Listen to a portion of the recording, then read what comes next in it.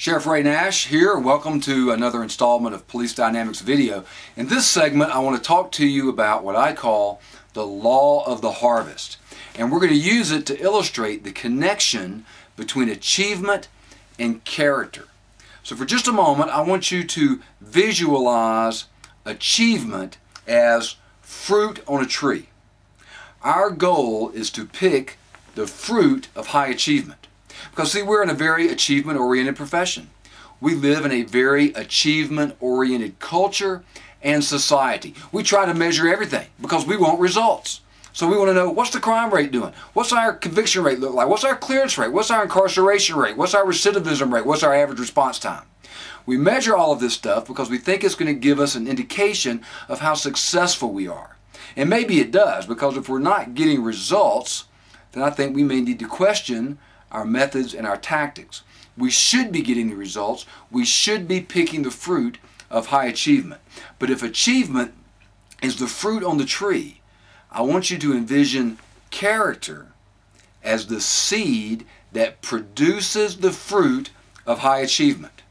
And if we have a good seed, and if we plant it in some good fertile ground, and we nurture it, and we cultivate it, and we water it, and we care for it, it's going to produce a crop.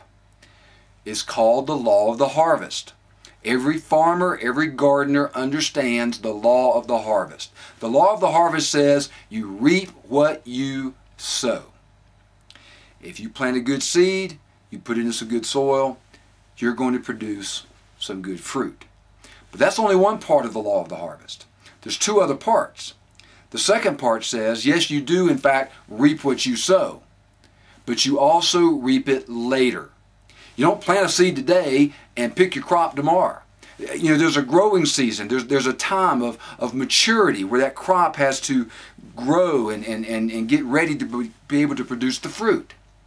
Every farmer understands that. There's a season where you must wait and be patient, because it takes time to grow fruit and it takes time to build good character into your life. The third part of the law of the harvest is this: you reap what you sow, you reap it later, and you reap it in greater abundance.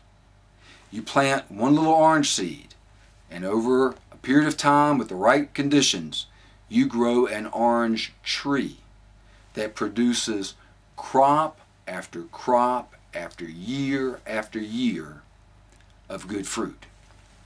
Yes, you do in fact reap what you sow, and you do reap it later, and you do reap it in greater abundance, good or bad, because you can plant a bad seed, and if you plant a bad seed, you're going to produce a bad crop. Now, it's going to look good on the outside. Oh yeah, that fruit's going to look great.